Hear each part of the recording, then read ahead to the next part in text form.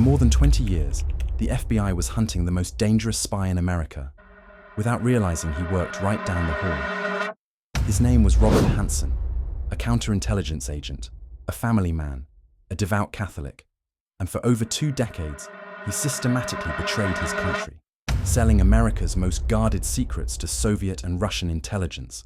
How did the man responsible for protecting US secrets become the one selling them to the enemy? The damage he caused was catastrophic. At least 3 American intelligence sources were executed because of the information he provided. Entire operations, worth hundreds of millions of dollars, were burned. A secret eavesdropping tunnel beneath the Soviet embassy in Washington, D.C., compromised for $55,000. And here's the cruelest irony. Robert Hanssen wasn't just any FBI agent. He was a counterintelligence specialist, the very person trained to hunt spies, to understand their methods, to catch them before they could do harm. So the question that haunts American intelligence to this day is this: how did one FBI agent systematically deceive the most powerful investigative agency on Earth and nearly get away with it? To understand how Robert Hanssen became America's most damaging spy, you have to start at the beginning. Because nothing about his life suggested betrayal. He was born on April 18, 1944, in Chicago, Illinois. His father, Howard Hanssen, was a Chicago police officer, strict, demanding, emotionally distant, the kind of father whose approval was earned, not given. Robert grew up in the Norwood Park neighborhood, in a disciplined Lutheran household where rules mattered and order was absolute. He was a brilliant student. He graduated from William Howard Taft High School in 1962, then attended Knox College in Galesburg, Illinois, where he earned a bachelor's degree in chemistry with a minor in Russian studies. Think about that for a moment. Chemistry and Russian. The perfect combination for someone who would one day navigate the shadowy world of Cold War espionage. After college, he briefly attended dental school at Northwestern University, but it wasn't the right fit. So he pivoted to business, earning an MBA in accounting and information systems in 1971. Before joining the FBI, he worked as an accountant, and then as an internal affairs investigator for the Chicago Police Department. Specializing in forensic accounting and corruption cases, he was learning how to detect deception, how to follow money trails, how to catch people who broke the rules. In 1968, while at Northwestern, he met Bernadette Walk. Everyone called her Bonnie. She was devoutly Catholic, and her faith was central to her life.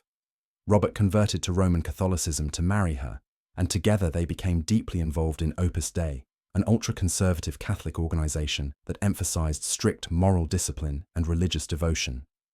They had 6 children: Lisa, Greg, Mark, John, known as Jack, Sue, and Jane. To everyone who knew them, the Hanssens were the picture of stability, conservative, anti-communist, family-oriented. Robert attended Mass regularly, prayed with his children, and projected an image of unshakable moral conviction.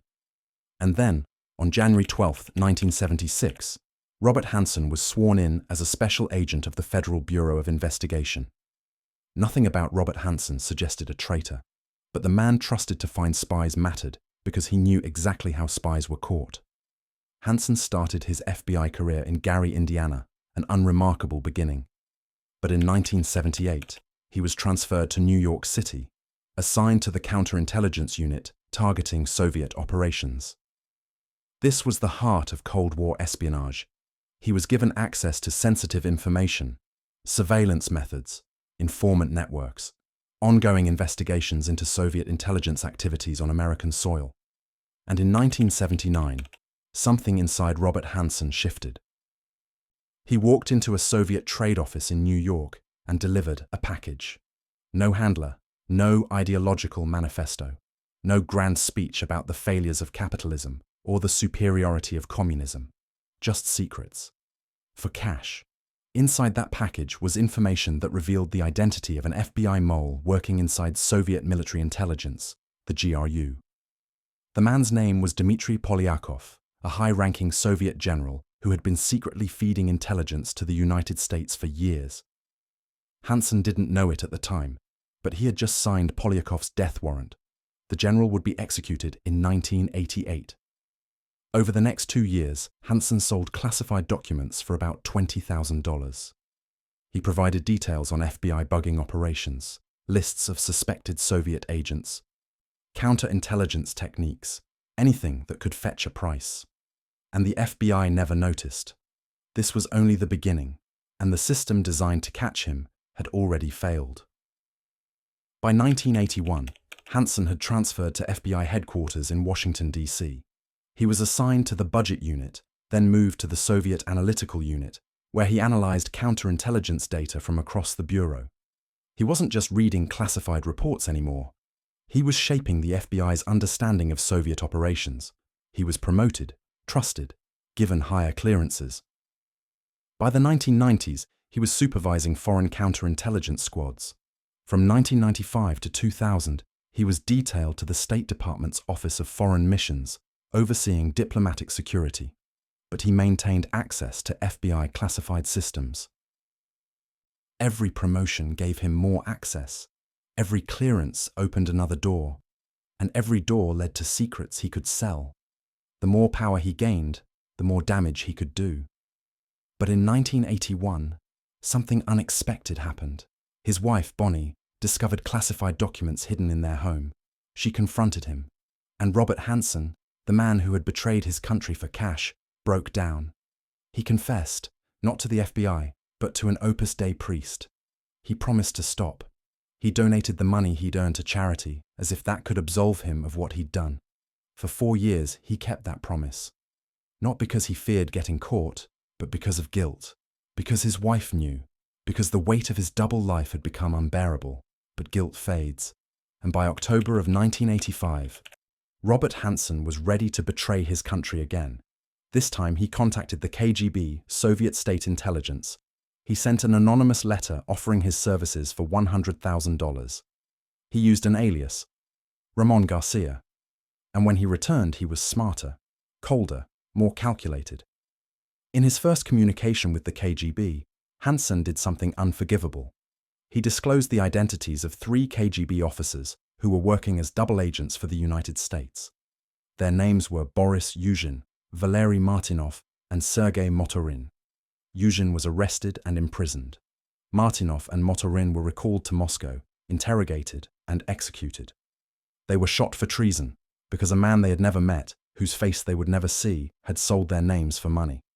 This was no longer just theft. People were dying because of Robert Hanssen. In 1989, Hanssen compromised the Felix Bloch case, an FBI investigation into a suspected State Department spy.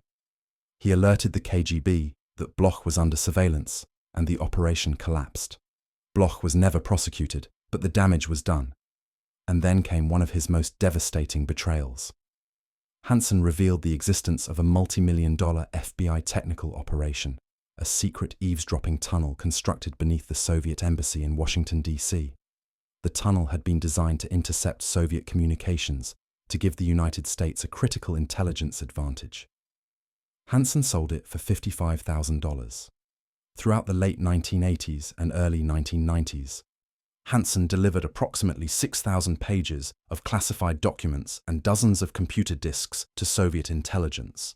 The material covered US nuclear war plans, military weapons technologies, counterintelligence techniques, active espionage cases, and the identities of double agents operating behind enemy lines. The Soviets paid him well. By the time his espionage career ended, he had received over $1.4 million in cash, bank transfers, and diamonds. So how did he do it? How did Robert Hanssen betray his country for over 20 years without getting caught? The answer is simple. He exploited the system from the inside. Hanssen never met his handlers face to face. He never traveled to foreign countries to make contact. He never used a phone that could be traced.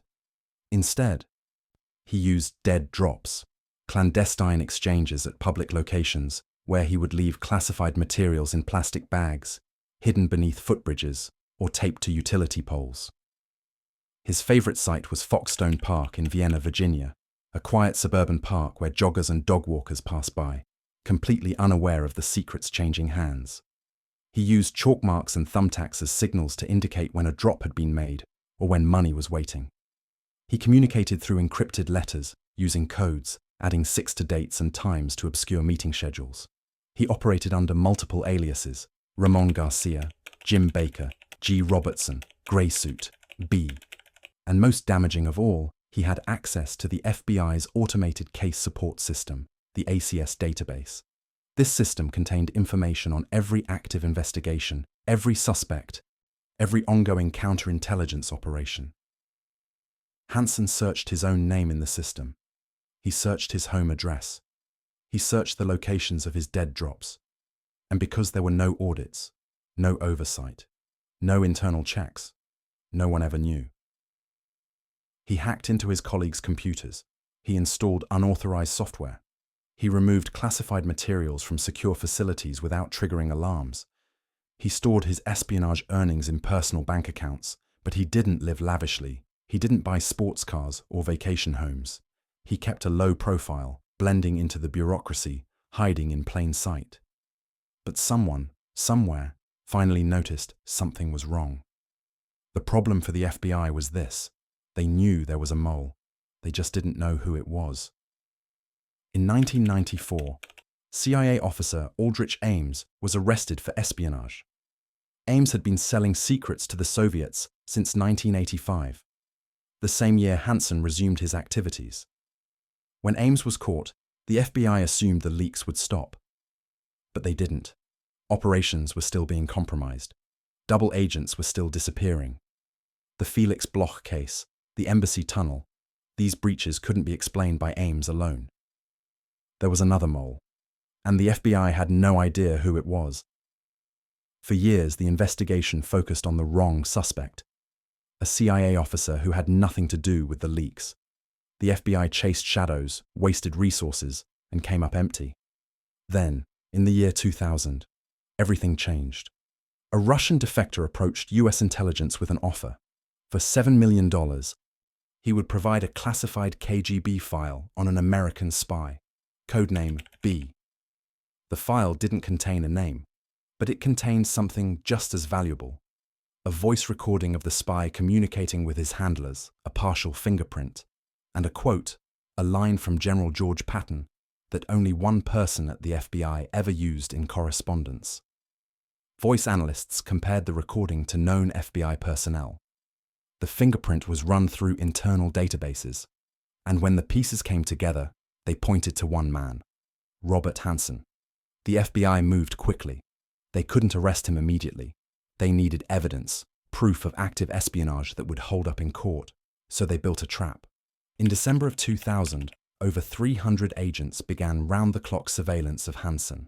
In January of 2001, he was reassigned to FBI headquarters under the pretense of working on a special technology project. The job was fake, a contrived position designed to keep him under observation. Hidden cameras were installed in his office. An assistant was assigned to him, a young agent named Eric O'Neill, whose real job was to monitor Hanssen's every move.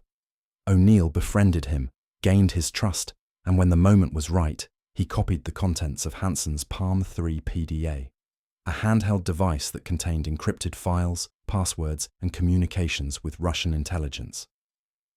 On February 18, 2001, Robert Hanssen drove to Foxstone Park in Vienna, Virginia. It was evening.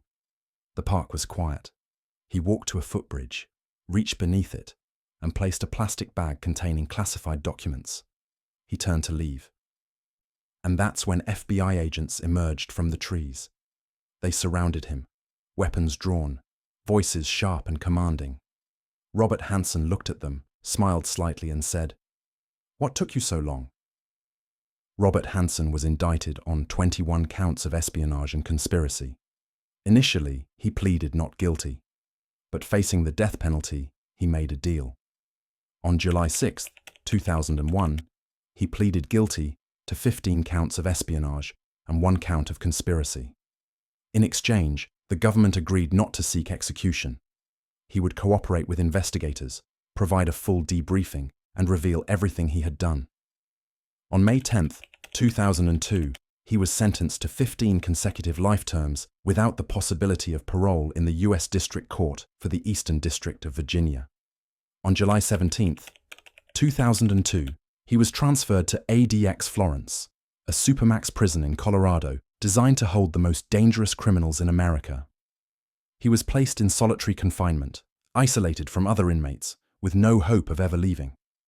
He remained there for over 20 years, and on June 5, 2023, at the age of 79, Robert Hanssen died from colon cancer.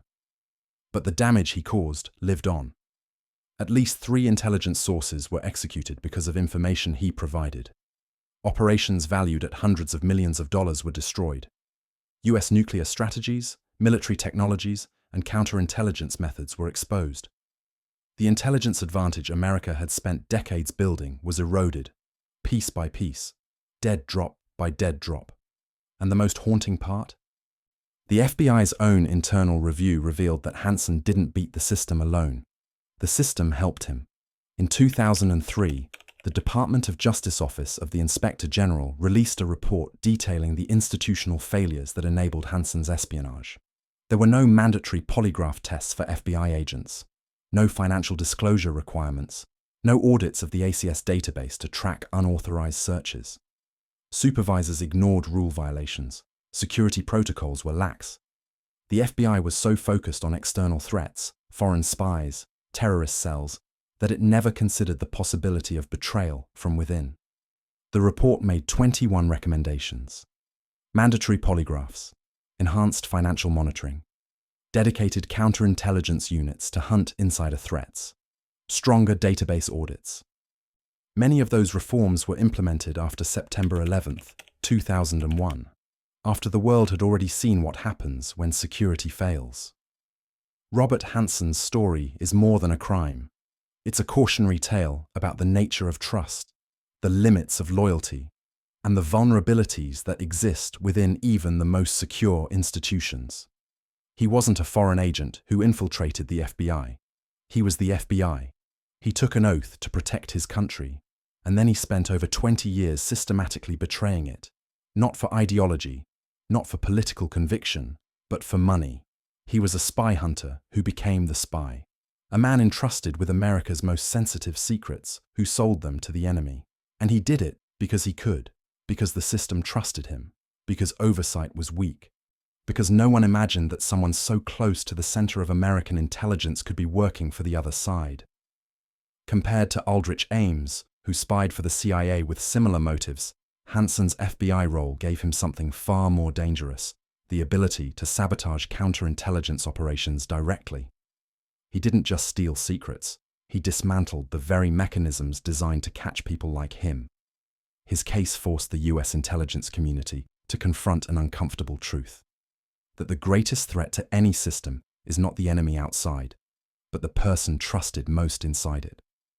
And so we're left with a final, haunting realization. This wasn't just a crime. It was proof that loyalty is not a given, that access must be earned and monitored, that trust without accountability is a vulnerability waiting to be exploited. Robert Hanssen knew that better than anyone, and for more than 20 years, he used that knowledge to betray the very institution sworn to protect his country. The FBI was hunting the most dangerous spy in America. They just didn't realize he was one of them.